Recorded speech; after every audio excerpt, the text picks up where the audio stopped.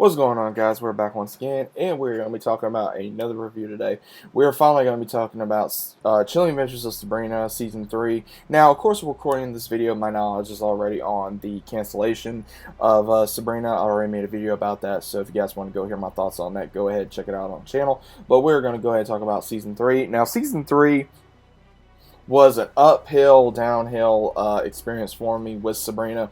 I was not expecting what I did expect with the series due to Sabrina now trying to, of course, get Nick out of hell and then bring him into, then of course get Lucifer out of him. So there was a lot of things in here that I'm going to be breaking up in this video, or do my best to. Now, I will say, starting off with Sabrina, she was all over the place in this series, guys, or this season.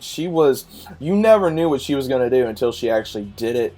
And what really got me okay, she was always like, oh, I got to do this first, I got to do this first, I got to do this first. And then right when it counted of her, what she needed to do and what she had to do was two different things, because she wanted both worlds and she couldn't have it because she kept getting pressured on to become the Queen of Hell and go through these trials.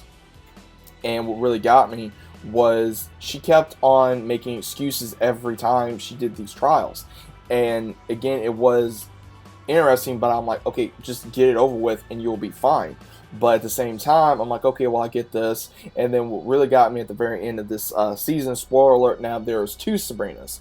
One, of course, named Queen of Hell. The other one going to be still living her life, which is the one that did time travel and all this and that. And that really took me by storm. Guys, that one really took me by storm. That they actually put freaking time travel in this damn series. I cannot believe they did that. And it really shocked me because I'm like, wow, did that actually just happen?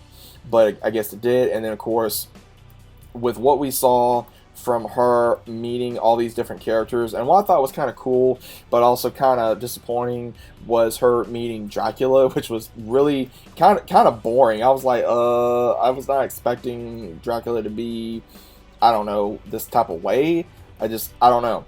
And I was really thinking, okay, this is pretty interesting, but at the same time, I was not expecting Sabrina to really do all this and then change history, and at the same time be messing up the timeline, because she is going to be messing up the timeline now. She will mess up the timeline. There is no doubt in my mind that she will mess up the timeline, because right now she's like, oh, I want to do this, oh, I want to do this. No. And the only one that she tells is Ambrose. And Ambrose has his own issues in this season, which I'm really going to get into here as well. But I found it very interesting that Ambrose was the only one that told her, okay, you don't understand what you just did. And she's like, what did I do? And it's like, you again don't understand. And what really was interesting was that he even told her, you don't get what you just did, that this is going to create a time paradox and all this, that, and the other. And then, of course, we have with Lilith. Now Lilith is now pregnant with so-called Lucifer's child, but also with Father Blackwood's child, which is pretty interesting, that she is now pretty much giving herself a little bit of time and a reprieve, maybe to warm up more against Lucifer, so that way he will not kill her, which I think either way he's going to, because supposedly she's carrying a son, so he's wanting, of course, to have him on the throne when he's either born or the rite of passage when he's old enough to take the throne away from Sabrina, which will happen. We don't know how far, again, the next season that is going to do like a huge time gap, maybe of, let's say, a couple years or maybe 10 years down the line, or something of that nature, because we're only going to get 8 episodes of the very next season. And then in this season, of course, we had to deal with pagans, we had to deal with all kinds of crazy things, which was like kind of interesting how supposedly, yeah, they were pagans, but at the same time, the way that they were going against was really interesting. It's like, you know, Medusa and the Fader and all that. And I'm like, really?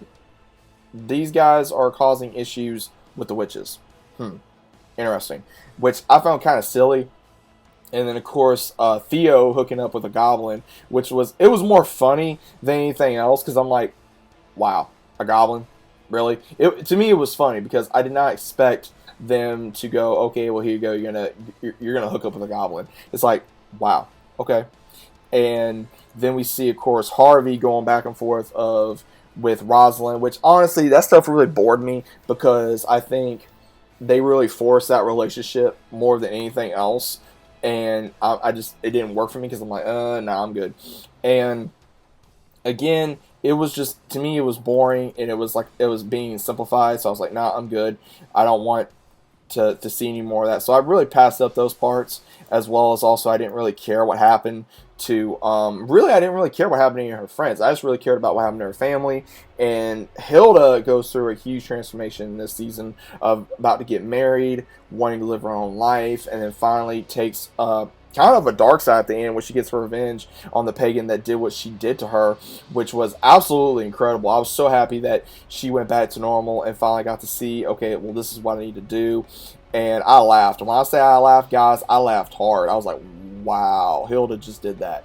And Hilda is actually my favorite of the two aunts. But then also in this season, even though I'm not a big fan of Zelda, I actually understood more why Zelda is the way she is in this season, because I felt sorry for Zelda because she's tried so hard to be a mom to Sabrina. She's tried so hard to be a mom for Sabrina. She's tried to be a very good role model for Sabrina, but at the same time, she hasn't lived her life the way she wants. And then, of course, now trying to become the leader of the Children of Night, which now she's like, okay, who do we pray to? Lucifer, Lilith, or whoever. But then later on in the season, you get to see new witches of who one of the witches praises, and that's who they start praying to at the very end, which is a witch practice. I can't think of the exact name. But she starts practicing and she shows her, and later it may look like Zelda may have a relationship with this woman, which is pretty interesting because I'm like, okay, I didn't see that coming, but okay, cool.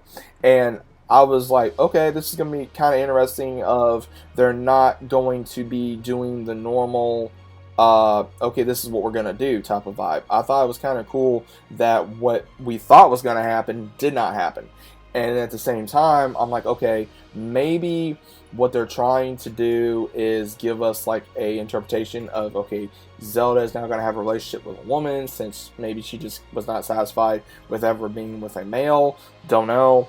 I thought it was pretty cool that we could see other witches in this. I thought it was really interesting to see other witches in here that were different, I guess, used a lot of different elements, which I thought was really cool. And then we also get to see which I'm gonna tell you this, Nick, man, like even Nick with Sabrina, that was really forced. Again, I felt like that was forced. A lot of these relationships, I feel like, were forced. Nick, he went through a huge transformation of being the so-called savior to becoming an absolute dick. Granted, he went through a lot of crap. Granted, yes, he did. He went through hell, being tortured by Lucifer himself, and then of course, being there for however long, and then at the same time, he just couldn't handle it. He wanted pain.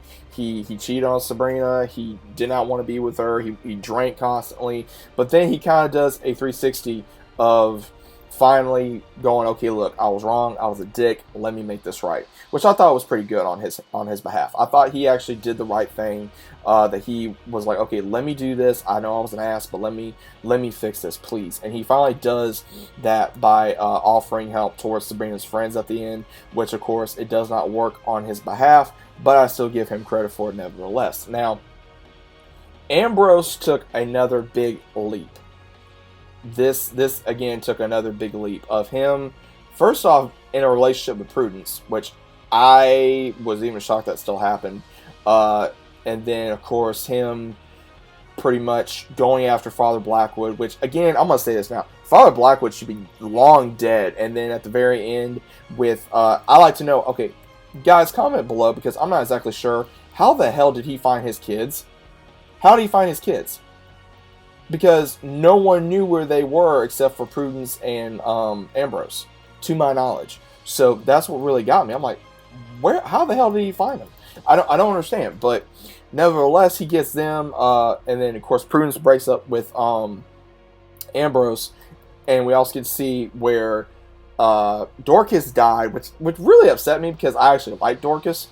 She was my favorite out of the three sisters, and then her other sister, Agatha, becomes even more crazy, and for some reason or another still wants to follow Father Blackwood, which makes no sense. And then we also get to see where he unleashes something at the very end. And Father Blackwood was just a major pain in the ass in the entirety of this series, and yet this man is still not dead. And I'm like, okay, this guy needs to die already. But nevertheless, guys, I enjoyed the series. Again, it was a lot of ups and downs. I did not expect it the way it ended. I'm waiting to see what's going to happen in season 4. I'm also waiting to see how they're going to write it in, if it's going to make any sense, especially the way it ended in season 3. What are we going to be seeing? What's going to happen? I'd like to know your thoughts down in the comments down below. Let's have a great conversation about it in the comments. Hope you guys are enjoying your day as well. If you guys enjoyed this review, please leave a big fat like on the video. I kind of rambled a little bit to see about my own thoughts about each of the characters. There's some I would rather talk about. There's some I rather did not talk about. Again, there was some parts of this season I liked. There was other parts of the season I did not like. Again, a lot of characters did a lot of transforming. Again, Zelda, Ambrose did a lot of improving themselves, which I was extremely impressed with, and some other characters. But nevertheless, guys, let me know your thoughts about season 3 of Sabrina in the comments down below. If you guys are new to the channel, always consider about subscribing. Leave comments just below. Leave a big fat like on the video if you guys enjoyed. Hope you guys are enjoying your day once again, and I'll see you on the next one. See you later.